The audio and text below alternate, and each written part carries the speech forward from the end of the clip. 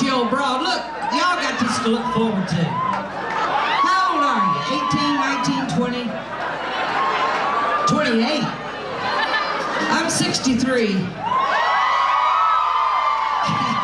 So see, you just don't get older, you just get better. All right. You ready to go? Makeup. Yeah. Janis, thank you. I'm Bobby Tremble. This is the lovely Janis Martin. How you doing, doll? I love you, darling. I love you too. Okay, I guess I'm gonna ask you a basic question. Like, what's the stuff that drove you crazy and like made you like want to do what you want to do? What was it that kind of like? Ruth Brown. Ruth Brown. But I can't remember not every, you know. Yeah, not everything. It was a gradual process. 6 years old, I was playing guitar and singing. Had my own radio show when I was 8 years old. Turned professional, I guess, when I was about 9. And then I started recording when I was 15. Retired when I was 22. And was out of it for 20 years and went back when I was 42. So it's been 21 years on the second go around.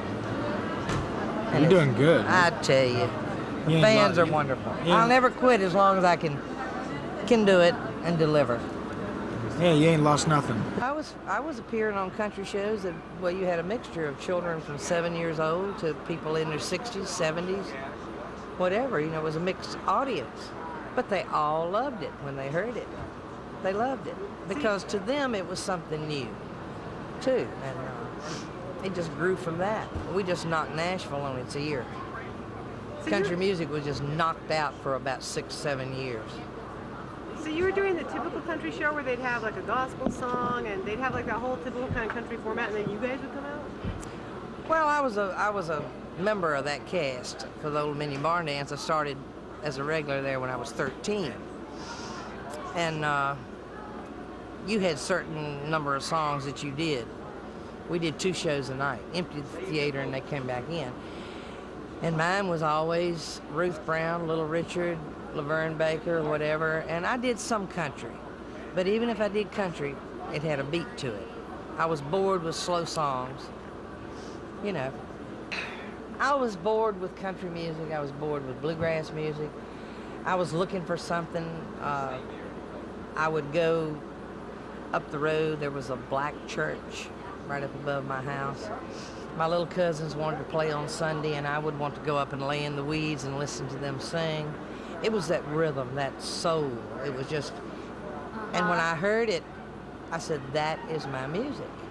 But still being white in the 50s, you couldn't really go out and do it, so we kind of tried to combine what they called hillbilly music in with the rhythm and blues. And that's how it was born. I think that we in the 50s, and I was one of the first females to do it, I think we were the beginning of all the modern day rock and roll, punk, psychedelic, whatever it is. If we hadn't took the blows, and it was hard.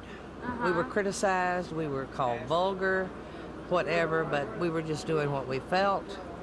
But we paved the way for the modern rock and roll. Over enemy lines, so to speak, you know. Well, can you tell us anything about that? How your feelings are? Your it wasn't accepted at first by the men.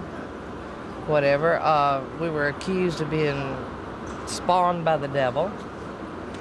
Had a little innocent 15-year-old face with a ponytail and whatever, but when I got on stage, I was raunchy, I guess is the word you'd call it.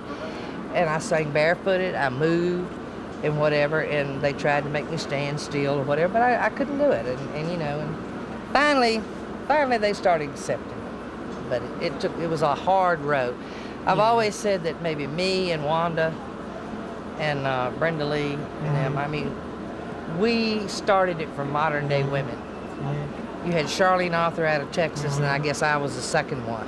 How does it feel to like have a huge fan base that is not based on like listening to your stuff on the radio, that is like a word of mouth thing that is completely new and original, and they know all your songs and they love it and they go crazy over it? How does that make you feel? That's gotta like trip you out or something. You gotta be like, What's going on here? I Like, can't- I don't get no radio play. I mean, not even Merle Haggard or Willie Nelson or George Jones can get radio play. You're not getting radio play, and yet you can play a place and pack it out, and everybody knows all your songs. How's that feel? That's gotta be a trip you out.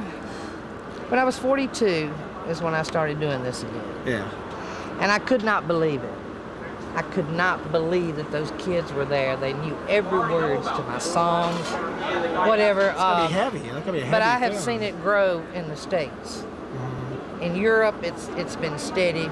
But each time I do something here in the States, A lot of young kids. These are all Oh, really it is. young. I mean, when you I know, started, yeah. I'm like I think of myself as like a kind of a second generation, you know, and like I'm starting to be like one of like the semi kind of old timers. It's kind of weird because it's like, damn, we never broke up the band. We're not doing a reunion. No. We've been going all these years. right? I think. But now, like since I've been in it, it's like I've seen it come and grow, and it's been like constant on the up and up. 50s music will never die. It'll never be replaced. Exactly. They can bring along the doo-wops and whatever they want to, but there's something about this music that is so raw, something that is unusual about it.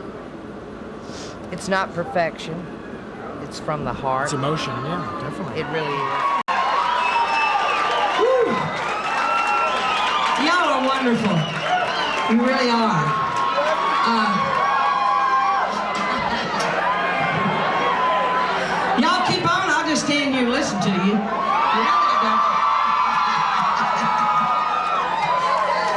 My God, I didn't expect all of this, really.